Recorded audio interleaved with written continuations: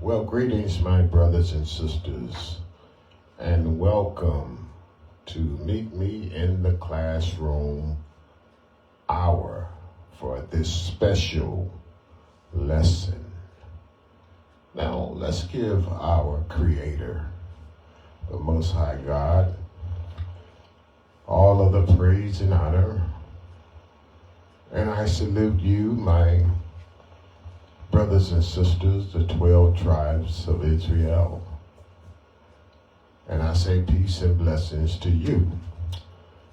Now, let's go into a word of prayer. All praises to the Creator, the eternal God of the universe. I stand convinced and bear witness that there is no God beside Him, with Him, or before Him.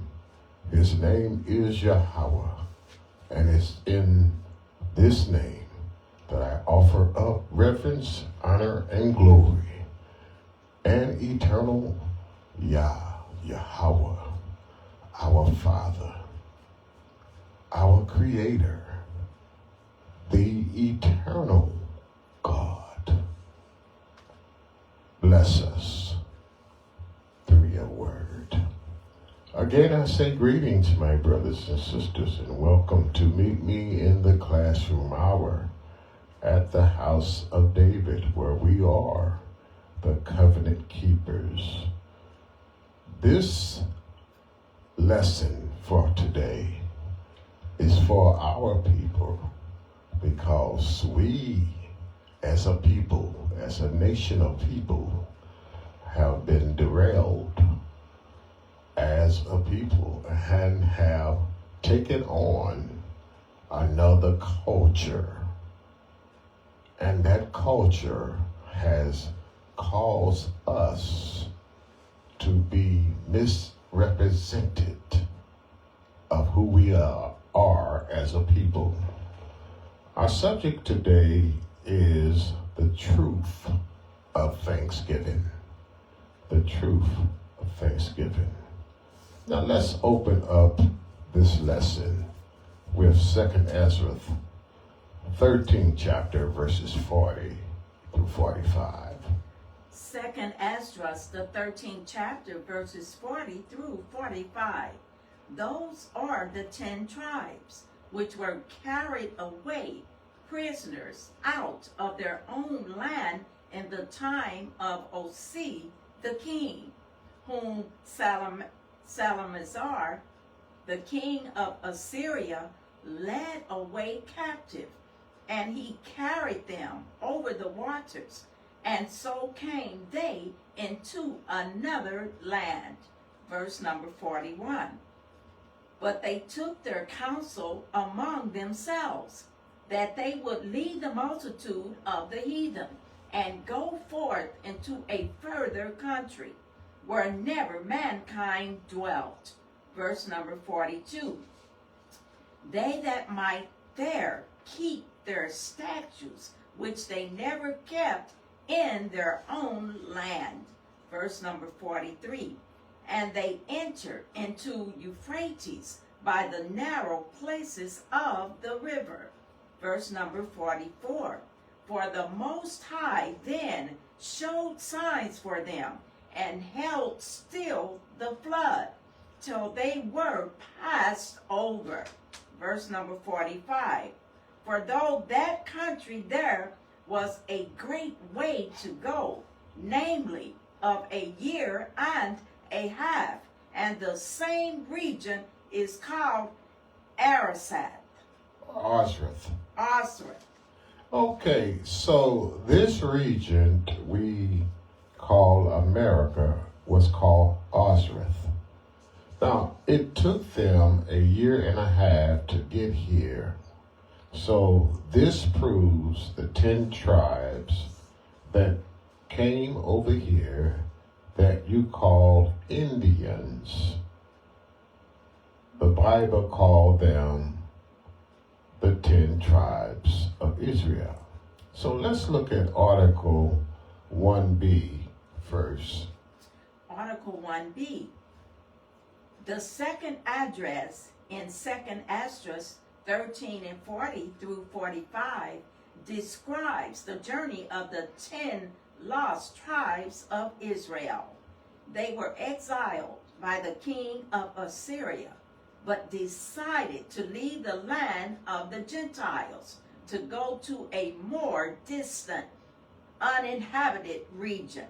God miraculously held back the waters of the Euphrates for their passage, and they traveled for a year and a half to a land called Ozareth, where they have lived ever since. The journey of the 10 tribes. Exile. The 10 tribes of Israel were taken into captivity by King Shalmaneser of Assyria during the reign of King Hosea. Escape. They chose to leave the land of the Gentiles. They chose to leave the land of the Romans, the Gentiles. Read. To go to a more remote region where no one had ever lived before. And they came over here to America called Ozareth, to the new land. Read. Their goal was to keep their laws, which they had failed to do in their own land. They entered the Euphrates River at its narrowest points, and God miraculously stopped the flow of the river until they had all crossed. So the Most High God performed a miracle for our people, the 10 tribes, to come over here to America so that they could keep, so we could keep the laws, statutes, and commandments. Read. Is that it? They traveled for a year and a half to a region called Ozareth, where they had lived in isolation until the present time. All right, now let's go to article number 1C. Yes, indigenous people were already in the Americas of thousands of years before Christopher Columbus arrived in 1492. These groups populated the Western Hemisphere with millions of people living across the continents by the time of Columbus' first voyage. Now, my brothers and sisters, the Bible called them the 10 tribes of Israel that came over here thousands of years before Christopher Columbus and Amerigo Vespucius. Yes. The Israelites shall tremble from the west, travel from the west. What does that mean? We shall tremble from the west. So let's look at article. Did we do article 1C? Okay, let's go to Hosea. Hosea.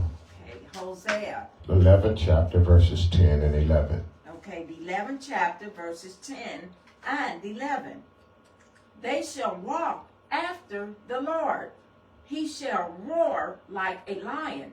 When he shall roar, then the children shall tremble. Then the children shall tremble. Read. From the west. From the west. Verse number 11. They shall tremble as a bird out of Egypt, and as a dove out of the land of Assyria. And I will place them in their houses, saith the Lord. Now, my brothers and sisters, did you notice the Israelites shall tremble from the west? What does that mean? We shall tremble from the west. The Western Hemisphere is what this means. That's what the side of the world is called, because over on the Jerusalem side is called the Eastern Hemisphere. Now we are going to be delivered from the captivity from spiritual Egypt means bondage. From there, let's go to Deuteronomy, the 33rd chapter, because some of you don't understand, just as the prophet Ezra just prophesied that the 10 tribes will come on this side of the world. The prophet Moses prophesied the same thing. So let's look what Moses is saying in Deuteronomy, the 33rd chapter, verses number 1. Deuteronomy, the 33rd chapter, verse number 1. And this is the blessing wherewith Moses, the man of God, blessed the children of Israel before his death. The man of God, Moses, blessed the children of God before his death. Now from there, let's drop down to verse number 20. And of Gad he said, Blessed be he that enlargeth Gad. He dwelleth as a lion, and teareth the arm with the crown of the head. Now, my brothers and sisters, who is Gad? Gad is called today the North American Indians. Gad is one of the members of the tribe of Israel. Now read it again, verse number 20. And of Gad he said, Blessed be he that enlargeth Gad. Blessed be he that enlargeth Gad. Read. He dwelleth as a lion. He dwelleth as a lion, meaning that the tribes of Gad would dwell like a predator. Read. And teareth the arm with the crown of the head. Gad would operate like a predator. That's what it means as a lion.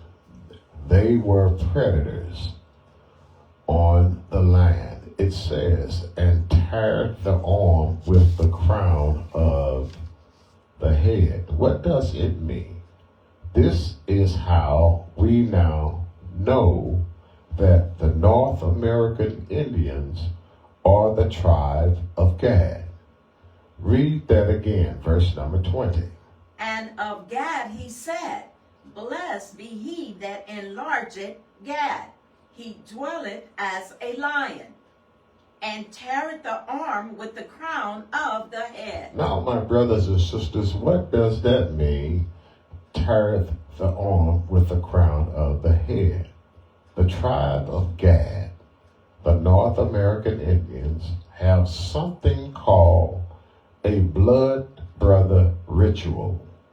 They would go to the leader of the tribe and they would cut their arm and mingle their blood together, my brothers and sisters. That was a custom that they had. And the tribe of Gad had an unusual crown that was different than all the kings and leaders of the world. Their crown was made up of eagle's wings, or eagle's feathers, rather. Now from there, let's go to 1 Chronicles, the 12th chapter, verses number 8. 1 Chronicles, the 12th chapter, verse number 8. And of the Gadites, there separated themselves unto David into the whole, to the wilderness, men of might, and men of war, fit for the battle, that could handle shield and buckler, whose faces were like the faces of lions, and were as swift as the roes upon the mountain. Now, those Gadites were men of war, fit for the battle, my brothers and sisters, that could handle shields and bucklers, whose faces were like the faces of lions. Remember what Moses said about them. Moses said they would dwell upon the land like lions. When it says here, whose faces was like the faces of lions. What did the North American Indians use to regarding their faces before they went to battle. They would put what they call war paint on, and it says that these North Americans, Indians, was as swift as deer up on the mountains. Swift. Yes, they were fast. My brothers and sisters, when you examine the 12 tribes, they was the last tribe. Yes, Gad was the last tribe to be conquered.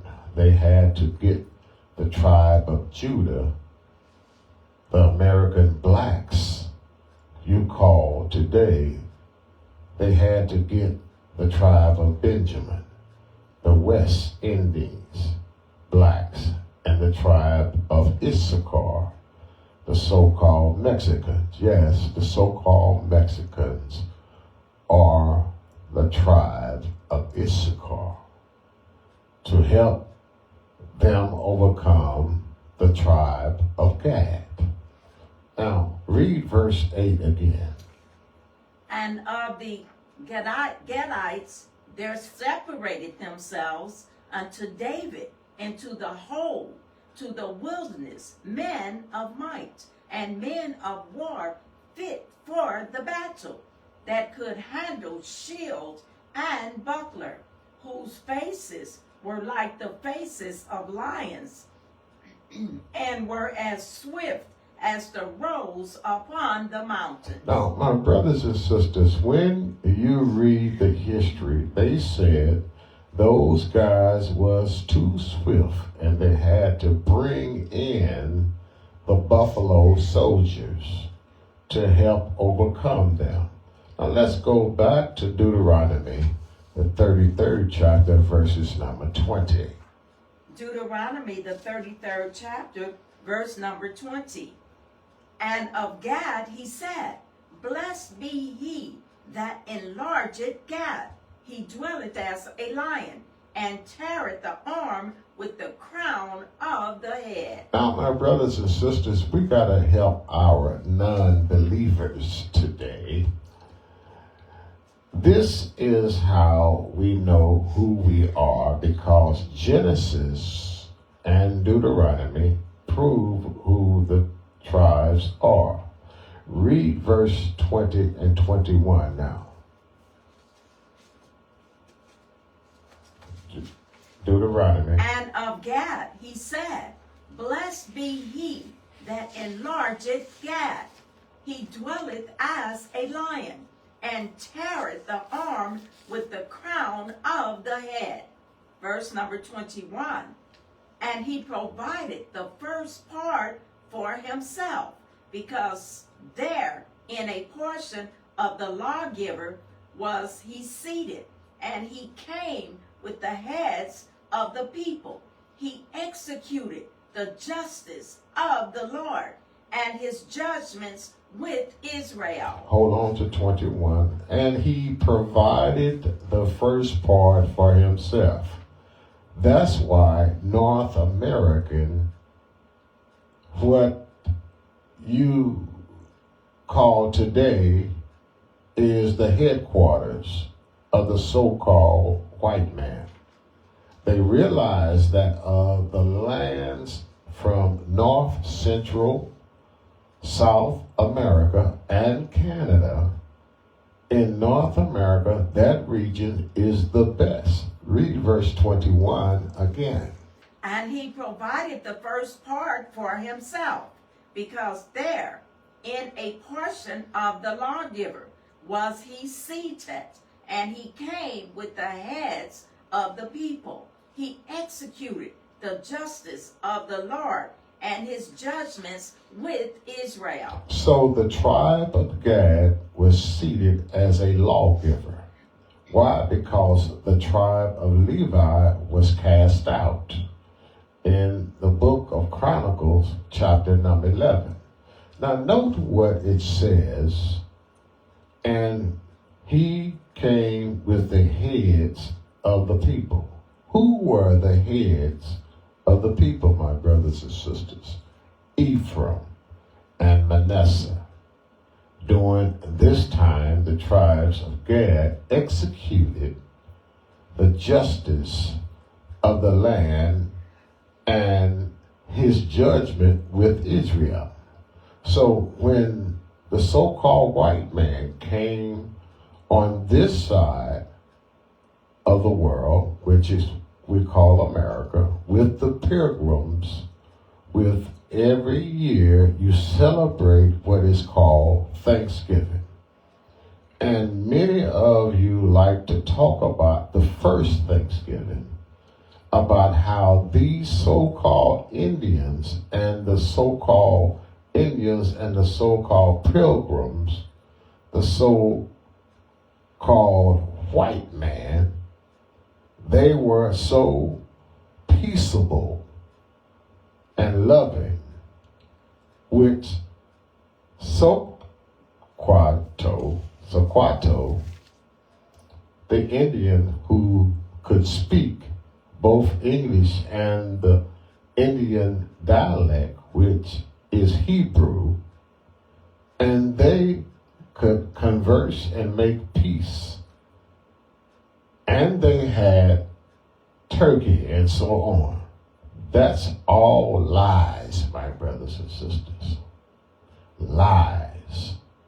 Now note Psalms 49, chapter verses number 11. Psalms, the 49th chapter, verse number 11.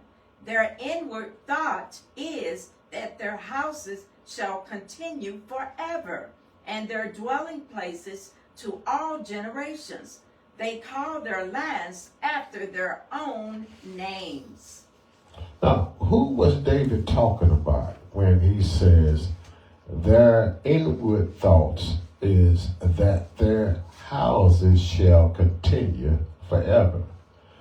He's talking about the so-called white man. They believed that they could go and explore and seek out new frontier to dwell where no man has gone before. Read it again. Their inward thought is that their houses shall continue forever, and their dwelling places to all generations. They call their lands after their own names. They call their lands after their own names. When the so-called white man came to this side, the mainland, North America, Amerigo Vespucius, an Italian navigator. This is Amerigo Vespucius right here. This man, he came after Columbus and he explored this land called America. Amerigo Vespucius. Remember, Amerigo. So he named this land America after his first name, Amerigo Vespucius. In a lot of areas, they call him America Vespucius. Now let's go to article number 6.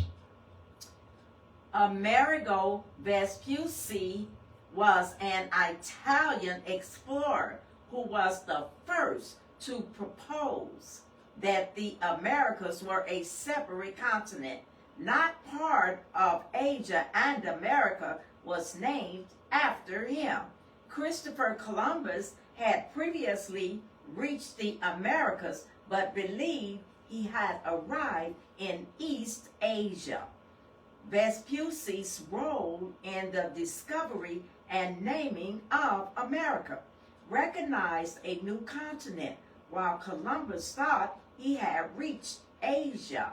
Vespucci's voyages and observations led him to conclude that the lands were a new world, a previously unknown fourth continent. Naming of America, a 1507 map created by cartographer Martin Walden Seymour and Matthias Ringman labeled the new continents America in a feminized and Latinized version of Vespucci's first name, Americas. Vespucci's first name, America. Did you hear that? Read. The name stuck. Impact of his writings. Vespucci's accounts of his voyages were widely published in Europe, which helped to spread the idea that the Americas were a separate landmass. Connection to Columbus. Vespucci worked for the Medic family and helped fit out ships for Columbus' second and third voyages before undertaking his own expeditions. European expansion. Vespucci's discoveries fueled further European interest and expansion, leading to the mapping and eventual colonization of the Americas by various European powers. All right. Now, you see Vespucci's named America, right? And Christopher Columbus came here and didn't know where he was. Now, so in Psalms 49 and verse number 11, the Most High God proves it who was here and how this place became America. Now let's look at article number 7. White America embraced Thanksgiving because a majority of that population glories in the fruits, if not the unpleasant details of genocide and slavery, and feels on the whole. Let's get this clear. White America, they genocide, stole, and so on. Our people were already here. Continue. Start it again. White America embraced Thanksgiving. Embraced Thanksgiving. Because a majority of that population. A majority of that population. Glories in the fruits. Glories in the fruits. Read. If not the unpleasant details of genocide. They don't glory in the unpleasant detail, the truth about the matter. They glory in the lie. So they don't glory in the truth about the genocide, read. And slavery. And slavery. And feels. And feels. On the whole. Read. Good about their heritage. The Thanksgiving story is an absolution of the Pilgrims, whose brutal quest for absolute power in the New World is made to seem both religiously motivated. They said it was religiously motivated, read. And eminently human. And eminently human. Most importantly, the Pilgrims are depicted as victims of harsh weather and their own native yet wholesome visions of a new beginning. The following year, Captain Hunt, an English slave trader, arrived at Patuca. It was common practice for explorers to capture Indians, take them to Europe, and sell them. Now, they captured Indians, which are the northern kingdom of Israel. They captured our brothers, and they took them to Europe, read. And sell them into slavery. And they sold them into slavery, read. For 220 shillings. For 220 shillings. A piece. A piece. Another common practice among European explorers was to give smallpox blankets to the Indians. Since smallpox was unknown on this continent prior to the arrival of the Europeans. Now, hold on. This is what they did to our children. Not only did they do this to our children, my brothers and sisters, they did this to our brothers and sisters. They put smallpox in blankets and gave them to our people, and this is what happened. This is how brutal and dogmatic these people are and genocidal that they are, and then they want to say this is a celebration of Thanksgiving. My God, why could they do something like this? Read on. Native Americans did not have any natural immunity to the disease, so smallpox would effectively wipe out entire villages with very little effort required by the Europeans. Most historians believe that 700 Pequots were slaughtered at Mystic. Many prisoners were executed, and surviving women and children sold into slavery. Surviving women and children sold into slavery.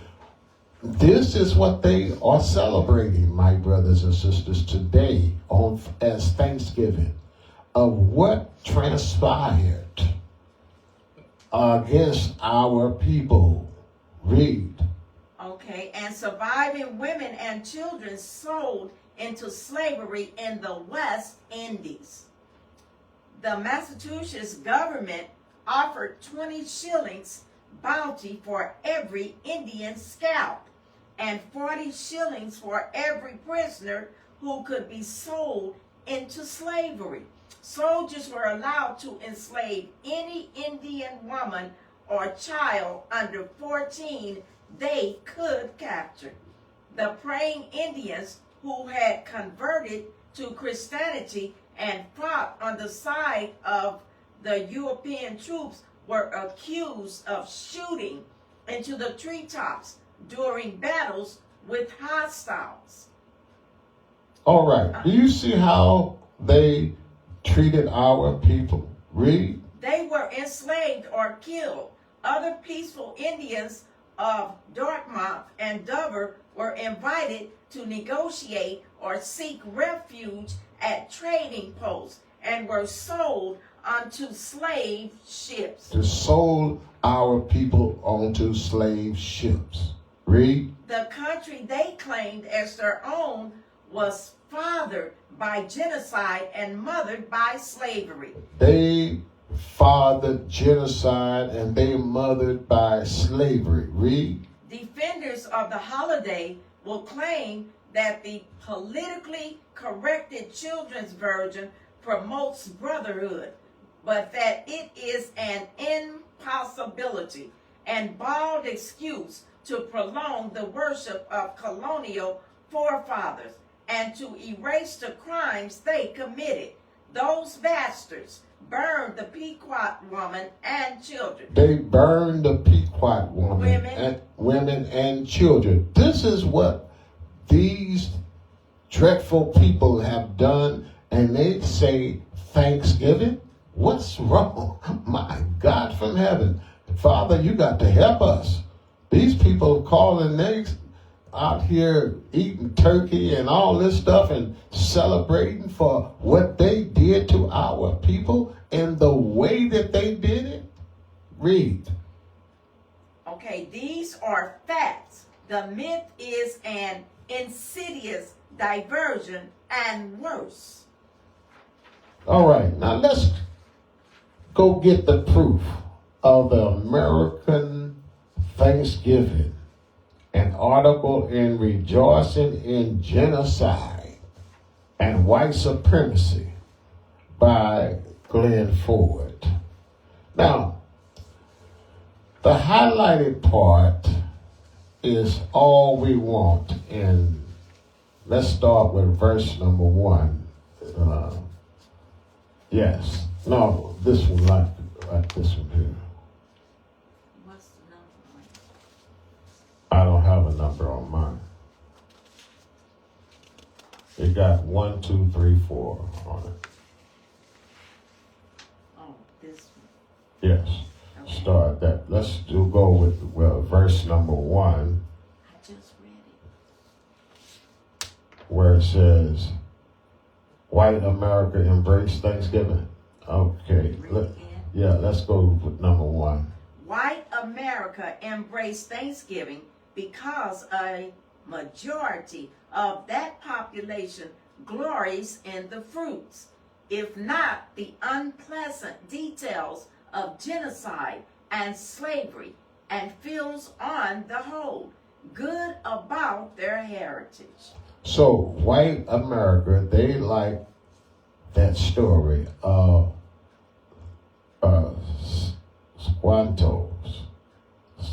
Squanto, and the Indians, their white pilgrims coming together. They like that. So if you don't have to face the reality of the genocide your people caused, now let's drop down to verse number 2. The Thanksgiving story is an absolution of the Pilgrims, whose brutal quest for absolute power in the New World is made to seem both religiously motivated and eminently human. Most importantly, the Pilgrims are depicted as victims of harsh weather and their own native yet wholesome visions of a new beginning. So that makes it seem both religiously motivated. This is what these people try to do. They say they are religious, and that religion motivated them to do what they do. Eminently humans. That is a lie, my brothers and sisters. That's a bald-faced lie. So when they got here, they said they came on Jamestown, Massachusetts in 1621. When was the Boston Tea Party, which was way after that. Now, let's go down to verse number 3. The following year, Captain Hunt, an English slave trader, arrived at Patuxent. It was common practice for explorers to capture Indians. Hear that? It was common practice for explorers to capture the Northern Kingdom, brothers and sisters. Indians. Read. Take them to Europe. They took them to Europe. And sell them into slavery. And they sold us into slavery. For 220 shillings. For 220 shillings. A piece. A piece. Another common practice among European explorers was to give smallpox blankets to the Indians. Since smallpox was unknown on this continent. Here again, this is what they did to our young children, my brothers and sisters. Look at that closely. Look at what happened. This is what they did. Read on. Prior to the arrival of the Europeans, Native Americans did not have any natural immunity to the disease. So smallpox would effectively wipe out entire villages with very little effort required by the Europeans. Okay, this is our history. How did they get to Europe and slave ships? Let's go to Deuteronomy, the 28th chapter, verses number 32. Deuteronomy, the 28th chapter, verse number 32. Thy sons and thy daughters shall be given unto another people, and thine eyes shall look and fail with longing for them all the day long, and there shall be no might in thine hand. So the so-called Indians have the power and might to get back from Europe? No, my brothers and sisters. We were slaves.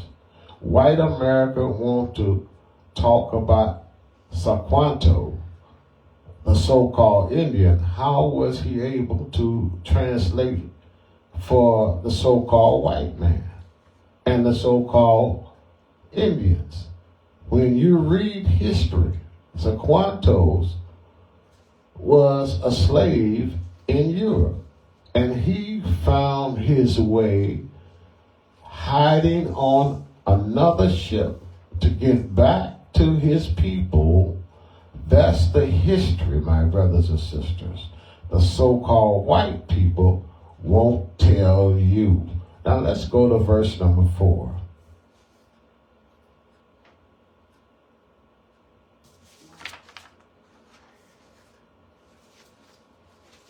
Another common practice among European explorers was to give smallpox blankets to the Indians. Smallpox was unknown on this continent prior to the arrival of the Europeans. Native Americans did not have any natural immunity to the disease, so smallpox would effectively wipe out entire villages with very little effort required by the Europeans. Read on verse 5. Most historians believe about 700 Pequots were slaughtered at Mystic. Many prisoners, Mystic River. Read on. Many prisoners were executed, and surviving women and children sold into slavery in the West Indies. Now, how did they get to the West Indies, my brothers and sisters? On slave ships. Read on verse number 6. The Massachusetts government offered 20 shillings bounty for every Indian scalp and 40 shillings for every prisoner who could be sold into slavery. Soldiers were allowed to enslave any Indian woman or child under 14 they could capture. The praying Indians who had converted to Christianity and fought on the side of the European troops were accused of shooting into the treetops during battles with hostiles. They were enslaved or killed. Other peaceful Indians of Dartmouth and Dover were invited to negotiate to seek refuge at trading posts and were sold onto slave ships. Now let's go to Deuteronomy, the 28th chapter, verses number 68. Deuteronomy, the 28th chapter, verse number 68. And the Lord shall bring thee into Egypt again with ships, by the way whereof I spake unto thee. Thou shalt see it no more again, and there ye shall be sold unto your enemies for bondmen and bondwomen, and no man shall buy you. My brothers and sisters, even our own people want to say that we don't fit the curses, but we are given history here, my brothers and sisters. And along with the history, we are giving you the scriptures. Thousands were made slaves in Europe, Spain, Rome, and the West Indies. And was anybody able to save the so-called American Indians? No. Now, let's go read verse number 7. The country they claimed as their own was fathered by genocide. The country that they claimed that there was their own was fathered by genocide and mothered by slavery, my brothers and sisters. Read on verse number 8. Defenders of the holiday will claim that the politically corrected children's version promotes brotherhood, but that it is an impossibility, a bald excuse to prolong the worship of colonial forefathers and to erase the crimes they committed. Those bastards burned the Pequot women and children and ushered in the multinational business the multinational business of slavery. These are facts. The myth is an insidious diversion and worse. Now, my brothers and sisters, defenders of the holiday, that's talking about Thanksgiving. Let's put on notice, you, my brothers and sisters, who are backing the white genocidals against our people by your Thanksgiving holidays celebrations. Let's go to Deuteronomy, the 28th chapter, verses 36. Deuteronomy, the 28th chapter, verse number 36. The Lord shall bring thee and thy king, which thou shalt set over thee, into a nation which neither thou nor thy fathers have known, and there shalt thou serve other gods, wood and stone. Did that happen to the so-called American Indians? Yes, my brothers and sisters. But when they were made slaves throughout Europe, they were forced to worship the white man. This man right here, Caesar Borgia, they called him Jesus. The white image of Jesus Christ. They were forced to worship this guy. From that, let's go to Hosea, the 4th chapter, verses number 12. Hosea, the 4th chapter, verse number 12. My people ask counsel at their stocks, and their staff declare it unto them. For the spirit of whoredoms hath caused them to err, and they have gone a whoring from under their God. Now, our people gone whoring from under their God. They worship what? Wood and stone. This is the wood right here. They worship this guy on the cross. Worshipped him on the cross. Let's look at Psalms 55, verses 20 and 21. Psalms chapter 55, verses 20 and 21. He hath put forth his hands against such as be at peace with him. He hath broken his covenant. Verse number 21. The words of his mouth were smoother than butter, but war was in his heart. His words were softer than oil, yet were they drawn swords. This is what happened at that peace they call, that's something they call peace. So let's break this down, my brothers and sisters. The Pilgrims, they say, came around 1620. But America, the mainland, was discovered around 1493 by Vespucius. Within all that time, what was going on? The white men were traveling back and forth. They decided they were going to make this an extension of Europe. They were bringing shiploads on the Mayflower, slaves, and ships like the good ship, the good Jesus ship. Read it again.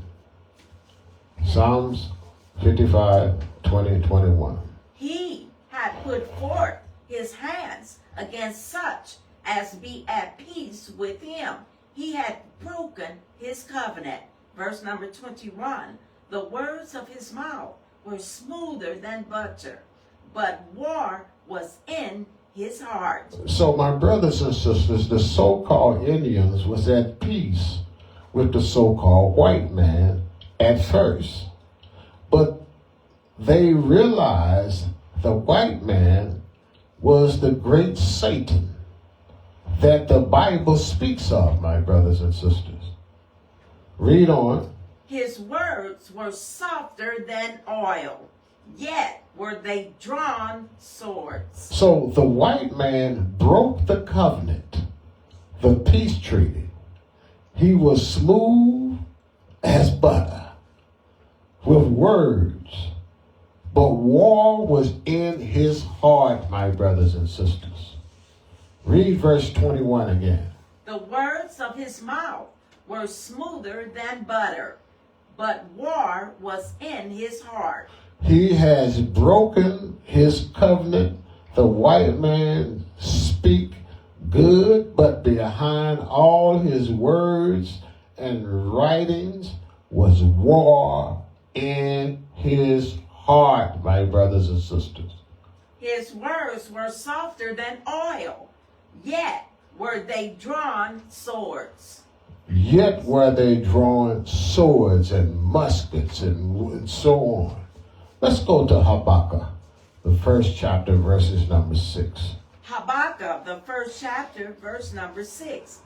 For, lo, I raise up the Chaldeans, that bitter and hasty nation, which shall march through the breadth of the land, to possess the dwelling places that are not theirs. Now, my brothers and sisters, this is written twofold because these Chaldeans at one time was making reference to the ancient Babylonians. But this time they are not talking about the ancient Babylonians. It is talking about the white man. Read verse 6 again. For lo, I raise up the Chaldeans, that bitter and hasty nation, which shall march through the breadth of the land, to possess the dwelling places that are not theirs. Now remember, in Psalms 45, verses 9 through 11, 45 and verses 11, they call the white man the daughters of Babylon. Did they march from South America, North America, to Canada? Yes, with their armies. Their purpose was to possess the dwelling places there. Yes, the so-called white man did this, my brothers and sisters. Read verse 7 through 9. They are terrible and dreadful. Their judgment and their dignity shall proceed of themselves. Verse number 8. Their horses also are swifter than the leopards, and are more fierce than the evening wolves. And their horsemen shall spread themselves, and their horsemen shall come from far. They shall fly as the eagle that hasted to eat. Verse number 9. They shall come all for violence. Their faces shall sup up as the east wind, and they shall gather the captivity as the sand. Now, your Thanksgiving Day is based on genocide, evil, and bloodshed. Read on verse 10 through 12. Verse number 10. And they shall scoff at the kings, and the princes shall be a scorn unto them. They shall deride every stronghold, for they shall heap dust and take it. Verse number 11. Then shall his mind change, and he shall pass over and offend, in putting this his power unto his God. Now, my brothers and sisters, verse number 8, why does it say fly as the eagle? What was the symbol of Spain, France, and America? It was the eagle today. Read verse 9 again.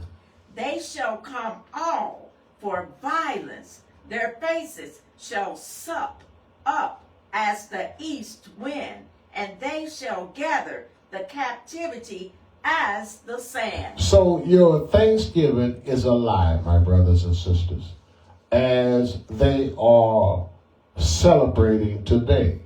And it's based on genocidal, evil, bloodshed. Read verse 9 again. Okay. They shall come all for violence. Their faces shall sup up as the east wind, and they shall gather the captivity as the sand. Their faces shall suck up as the east wind. What does that mean? Where did they come from? They came from Europe, my brothers and sisters. The east. Watch this. And they shall gather the captivity of the sand. Who's the captivity? The captivity, my brothers and sisters, are the 12 tribes of Israel. They gathered us up as the sand. Read verse 10. And they shall scoff at the kings, and the princes shall be a scorn unto them. They shall deride every stronghold, for they shall heap dust and take it. What does it mean they shall heap dust and take it? Meaning confusion. This is how they're going to operate. They're going to operate in confusion. How do they bring confusion? With their religion, their priests, Jesuit priests. Jesuit means crafty one. Now let's close this lesson with article number 14. But before we go to article number 14, I like you, my brothers and sisters, to join me in a series beginning tomorrow at 11 a.m. concerning the spirit realm. Yeah, my brothers and sisters, many of us think we walk around and we are the only people here on earth. But there is a natural realm and a spiritual realm existing together here on this planet Earth, where many people do not understand how real that realm, that spiritual realm, is among us. The evil spirit realm promotes violence, depression, and possession that's not dealt with these Christian pastors and churches. And our people are in a dilemma, not understanding what's going on in their lives. So now let's go back to article number 14 to wrap this up. Thanksgiving is a colonial holiday meant to erase the ruthlessness of English settlers. In a way, Thanksgiving is the perfect American holiday. It is based on the erasure of indigenous people, promotes a false vision of peaceful cooperation between nations, and has now become an excuse to indulge in the spectacles of hyper consumption and football. The historical record is murky about exactly when and where the first Thanksgiving was held. Most Americans say it was 1621 in what is now Massachusetts, when a group of pilgrims and Indians gathered to celebrate the first harvest after the arrival of the Mayflower. Some point to when President Lincoln declared Thanksgiving a federal holiday in 1863 as a way of reconciling communities during the Civil War. Both of those dates obscured the 1637 massacre of more than 7,000 Pequot men, women, children, and elders in what is now Connecticut. The state governor celebrated that massacre with a Thanksgiving feast. There is a good case to be made that Thanksgiving is in fact a celebration of that genocide. With time, Thanksgiving has increasingly become a holiday with an undercurrent of disquiet. The the mythology of celebration that Europe settlers and indigenous people of North America came together in harmony and community has long ago given way to historical truths. For many Native Americans, Thanksgiving is not a heartwarming holiday marked by gathering with family and serving others, but rather a reminder of genocide, colonialism, and oppression. It's a symbol of smallpox blankets, Christianity, land grabs, and manifest destiny. The connection between genocide and Thanksgiving stems from a critical perspective that views the holiday as a whitewashing of the historical violence and mass killings of Native Americans by European settlers. Many indigenous people observe Thanksgiving as a national day of mourning to commemorate the theft of land, culture, erased, and artisans committed against their ancestors, rather than a friendly feast. This perspective highlights the contradiction between the popular narrative of a harmonious first Thanksgiving and the subsequent violent history of colonization. I have been thinking about the ruthlessness of this holiday and of what it conceals. Settlers are ruthless. Capitalism is ruthless. Patriot is ruthless.